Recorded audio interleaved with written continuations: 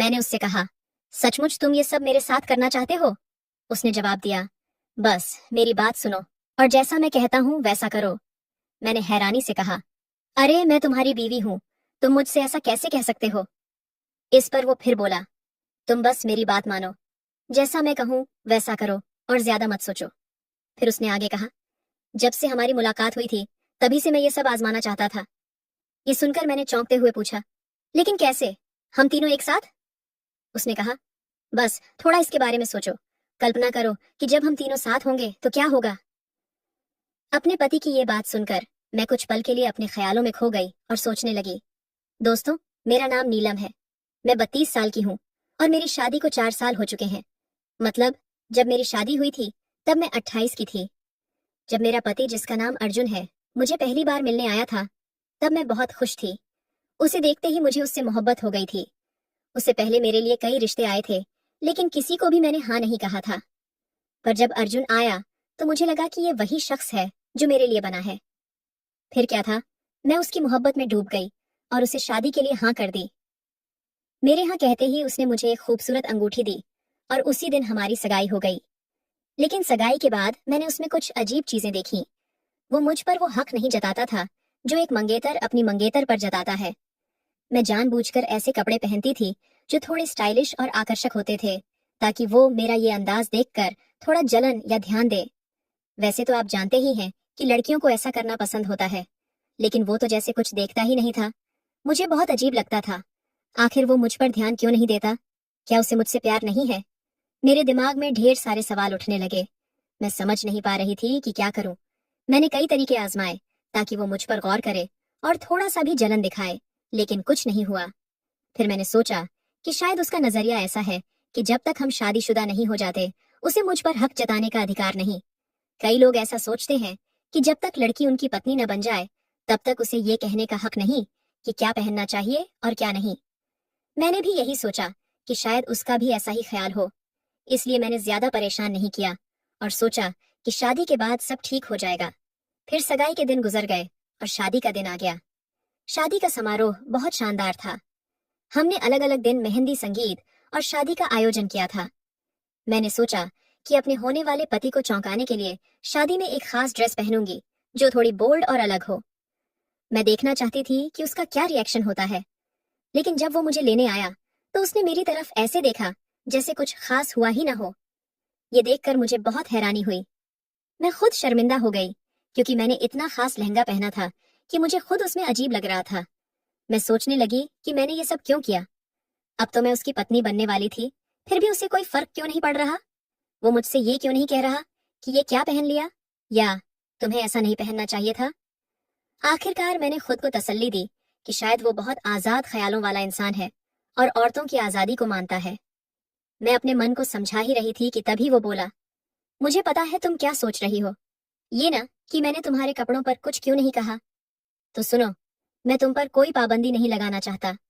तुम जो चाहो पहन सकती हो, मुझे उससे कोई ऐतराज नहीं।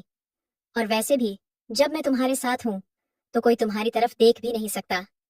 इसलिए छोटी मोटी बातों को दिल पर मत लो और बेकार की टेंशन मत पैदा करो। फिर उसने कहा, थोड़ी देर में हमारी शादी हो जाएगी, फिर हम अपने नए घर जाएंगे। खुश रहो ताकि सबको खुशी मिले। फिर हमारी शादी हो गई।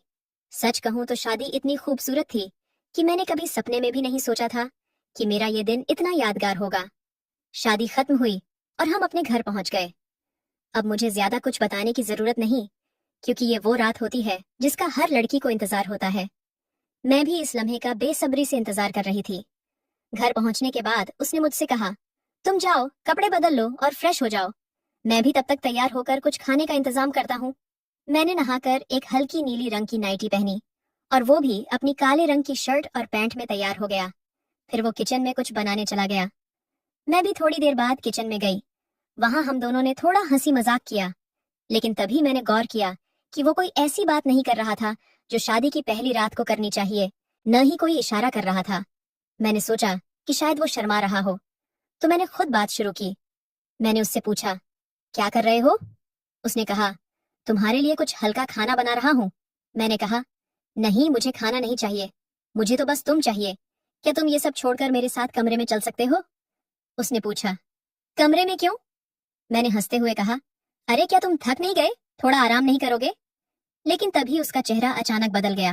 वो थोड़ा गंभीर हो गया और बोला, यहीं बैठते हैं ना। ये सुनकर मैंने कहा, ये तो अजीब बात है। वैसे कमरे में जाने की बात तो तुम्हें करनी चाहिए थी ना, मुझसे क्यों उम्मीद कर रहे हो? उसने कहा, नहीं, मेरा मतलब था कि आज रात बस थोड़ा सुकून से बैठते हैं। शादी की थकान है और पिछले दिनों में बहुत भाग दौड़ हुई है। वैसे भी कल पूरा दिन हमारे पास है। मुझे थोड़ा अटपटा लगा, लेकिन मैंने ज्यादा कुछ नहीं कहा। इसके बाद वो हर दिन कोई न कोई बहाना बनाता रहा। अब शादी को 6 दिन हो गए थे, लेकिन हमारी वो खास रात अभी तक नहीं आई थी। मैं बहुत परेशान थी कि मेरा पति आखिर ऐसा क्यों कर रहा है। फिर शादी के 7वें दिन उसने मुझसे कहा, सुनो, मेरा एक दोस्त है, मैंने उसे आज घर बुलाया है। वो आज हमारे साथ यहाँ रहेगा। तुम्हें कोई दिक्कत तो नहीं ना?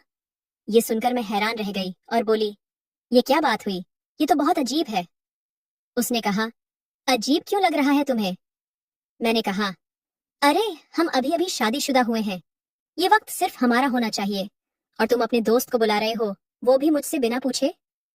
फिर वो गंभीर होकर बोला, अच्छा एक बात करनी थी तुमसे। मैंने कहा, हाँ बोलो, मैं सुन रही हूँ। उसने कहा, अगर हम कुछ नया आजमाएं तो कैसा रहेगा? ऐसा कुछ जो शायद किसी ने अपनी शादी की शुरुआत में न किया हो।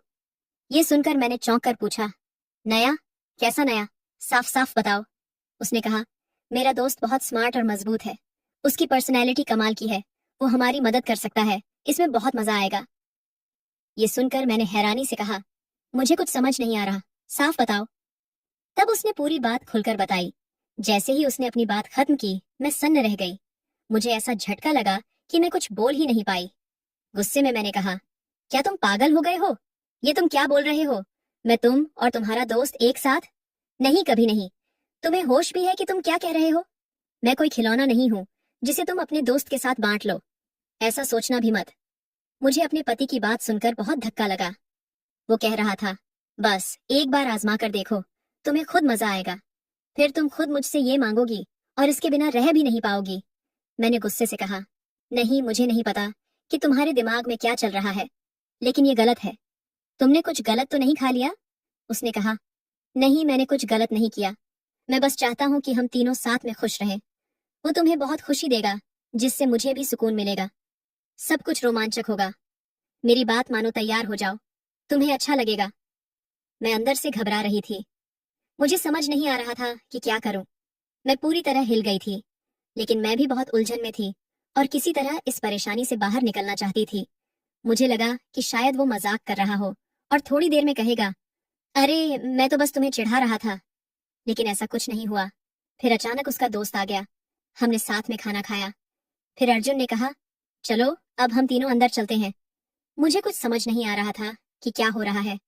उस वक्त मैं जैसे एक रोबोट बन गई थी, जो बस वही कर रही थी जो उससे कहा जा रहा था। मुझे पता ही नहीं था कि मैं कहाँ जा रही हूँ और मेरे साथ क्या होने वाला है। फिर जैसे ही हम कमरे में गए, लाइट्स बंद हो गईं। सब कुछ अंधेरे में डूब गया। मैं समझ नहीं पा रही थी कि क्या हो रहा है। सब कुछ धुंधला था। मुझे ये भी नहीं पता था कि कौन क्या कर रहा है या मेरा पति कौन है। लेकिन मुझे बस इतना याद है कि उस वक्त मैं बहुत खुश थी। मुझे एक साथ कई सारी खुशियां मिली थीं, जिन्हें मैं बयान नहीं कर सकती। फिर ये सिलसिला कई सालों तक चलता रहा। अब मैं खुद नहीं जानती कि ये सब कैसे बताऊं, लेकिन सच कहूं तो ये मेरे लिए एक लत बन गई है। अब मैं अपने पति के दोस्त के बिना ये सब नहीं कर सकती। पर अब मुझे एहसास होने लगा है कि ये गलत है। ये एक तरह का पाप है। मैं कहीं ना कहीं इससे थक गई हूँ और इससे बाहर निकलना चाहती हूँ। इसलिए मैं आप सबसे मदद मांगने आई हूँ। मुझे बताइए कि मैं इस हालात से कैसे निकलूं।